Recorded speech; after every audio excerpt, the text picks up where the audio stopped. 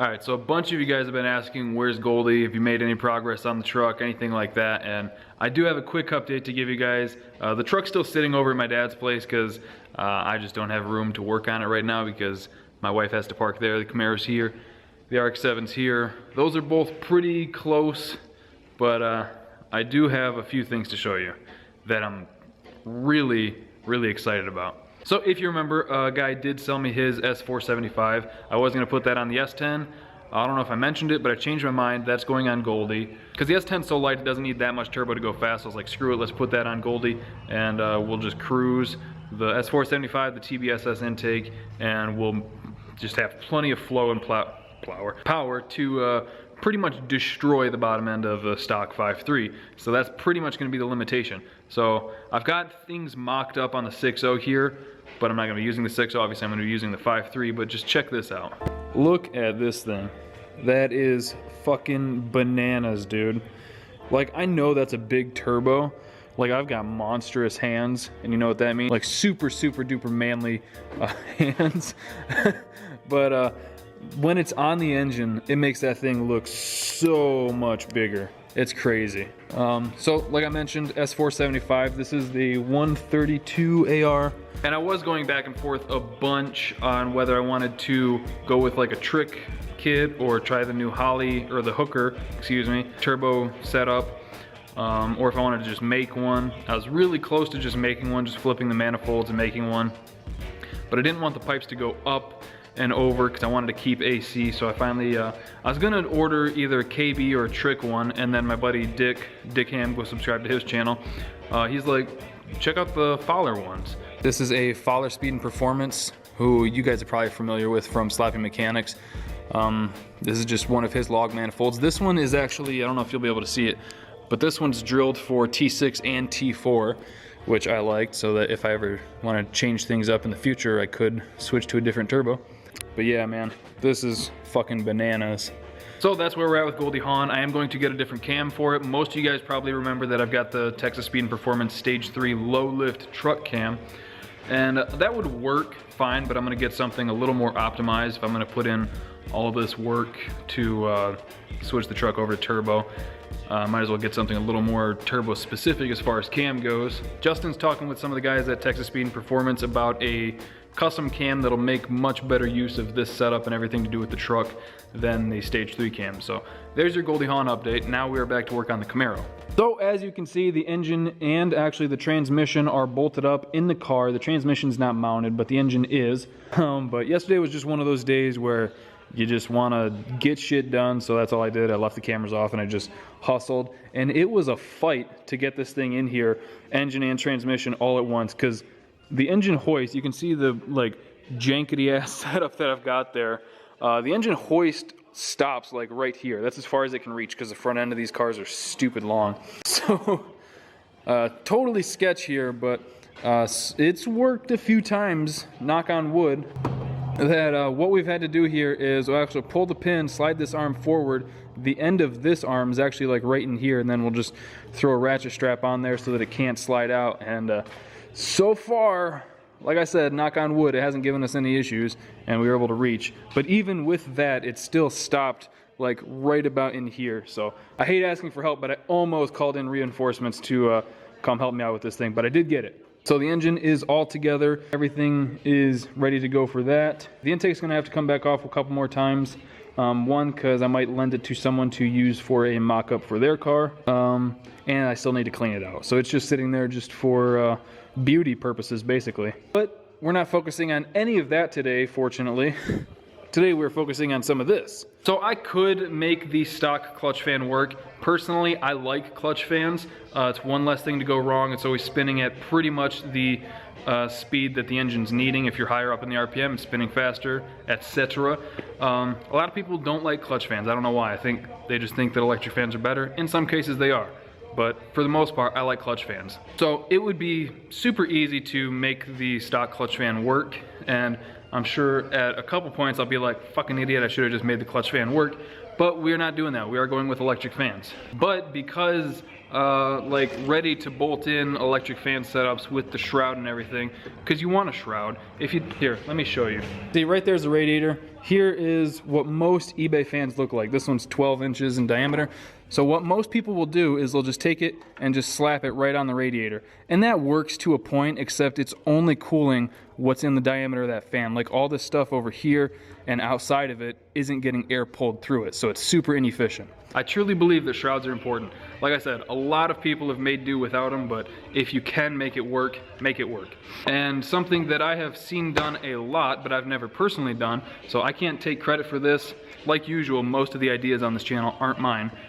I'm a total idea thief. So what we're gonna do is the classic hot rod trick of using a cooking pan. This is an aluminum one. I got it off eBay for I think like 24 bucks. And then the fans were like another 24 bucks. So 50 bucks for an entire fan and shroud kit, basically. And this one is 26 by 18, so it should fit the Camaro radiator pretty much perfectly. Let's actually go test that out real quick. So like I was just saying, if you put just a regular fan on here, it's only gonna pull through where the fan's actually pulling through, not anywhere else. So this thing should sit fucking perfectly on there, which is badass. That fits so much better than I thought it would. I thought I was gonna have to sit up here and do some trimming and shit, but that's perfect. Sick. All right, cool. So now, oh, foot cramp. So really the only thing I'm gonna have to do is cut out the holes for the fans. I'll probably just use some self-tappers to mount them and then weld little tabs to actually mount this thing. The bottom I might be able to let just kind of sit in the tray that's down there. We'll have to see once I get the radiator in place. But the top, I'm definitely going to weld tabs that screw up to the core support. So let's see what it looks like in the actual car.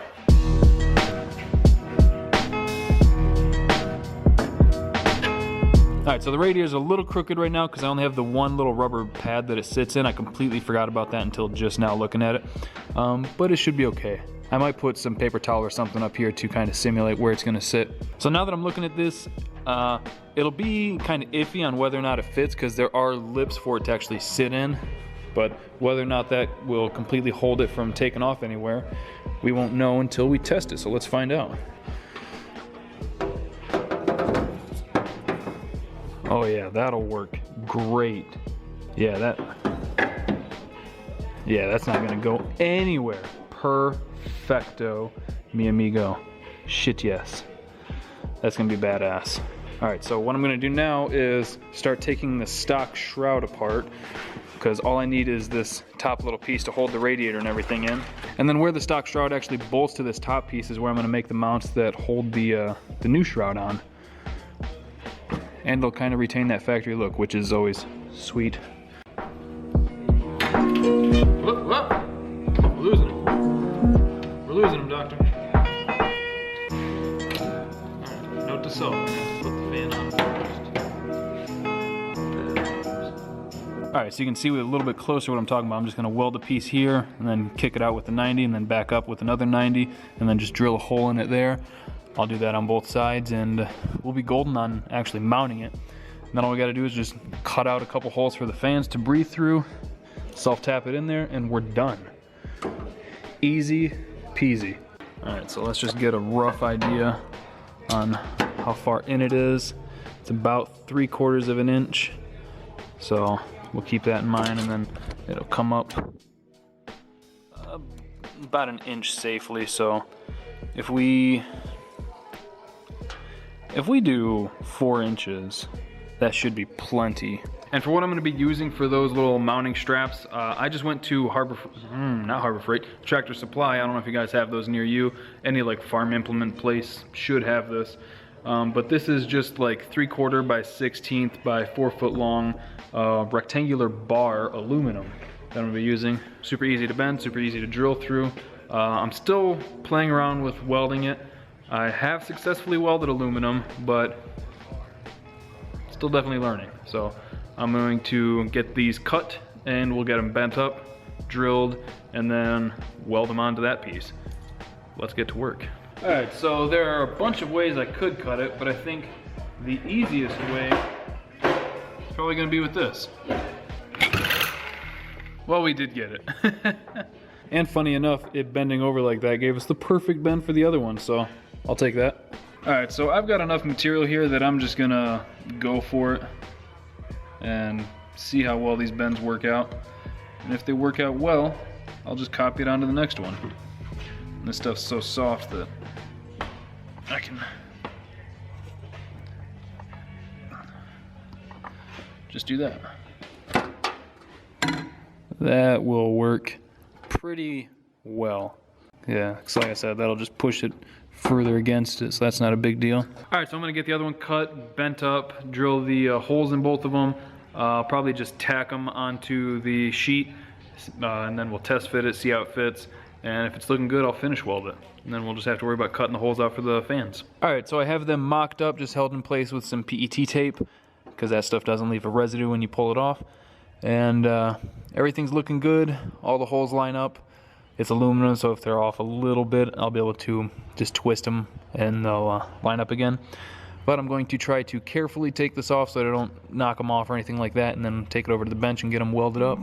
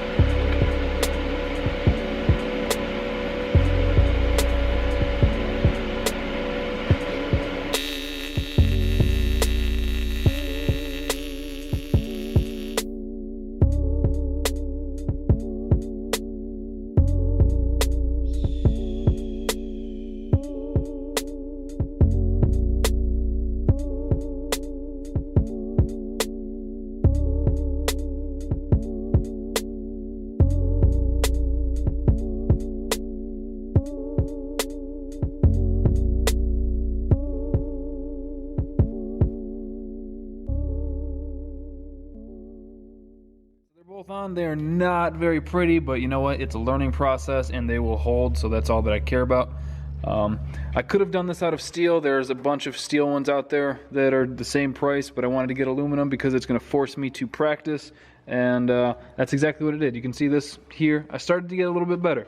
It was a rough start, had to learn the process, but we're getting there. And like I said, it'll do the job just fine. It doesn't have to be super pretty, but it is in a very visible spot, so it'd be nice if it was pretty, but that'll come with time. So let's get it in place, see if it still fits or if I fucked it up. It should still fit, but I'm pretty good at fucking things up, so let's test fit it real quick. All right, so it's in place, it's looking good, it can't go anywhere. I mean, that bolt's not tight, so it's gonna wiggle a little bit, but everything fits. It sits where it's supposed to be. Once it's bolted down tight, it's not gonna move at all, which is awesome. So now we just gotta get the fans mounted. Like I said, I'm just gonna use some self-tappers for that. I'm not sure how I wanna cut the holes yet, but I will cross that bridge once I figure out where I want them to actually sit. Here's kind of what I'm thinking with the fans. I'll just keep them centered like that. I could do one up and one down like that. Not really sure. I'm kind of feeling the centered look. Keep them kind of symmetrical. So I'm probably just going to get them as centered as I can, and then I'll just use some self-tappers, like I said, and just zip them down. And then I'll use that as kind of a template on where to mark the holes. And then I'll try to figure out how I want to cut them. I might take like a die grinder or something to work my way around it, but I'll figure that out afterward, because obviously I need to get them marked first. All right, this is the part where I totally choke on this install because I'm not gonna be able to cut it tonight. I've got other things I gotta go do real quick, but this is what it'll look like as a finished product. And personally, I think that turned out pretty good. My only complaint is just my skill at welding, but that'll come with time, I hope. You can see it's in there pretty good. I mean, I was like really trying, and it'll wiggle a little bit, of course, but as far as it like taking off anywhere, that thing's not going anywhere. So I'm pretty stoked with it. I think it turned out great. And for like less than 50 bucks compared to like Be Cool or some of the other ones that wanted like 150 to 200 bucks for basically the same thing. And I mean, if the fan goes out, another 20 bucks and you can just buy another one. So I think it'll work great. I'm happy with it. I'm just gonna call that good, not gonna worry about it, not gonna dwell on it too much. So like I said, I've got things I gotta go do, so I'm gonna wrap the video up here. I hope you guys enjoyed it. Thank you for watching, thank you for liking, commenting, and subscribing, and I'll see you next time.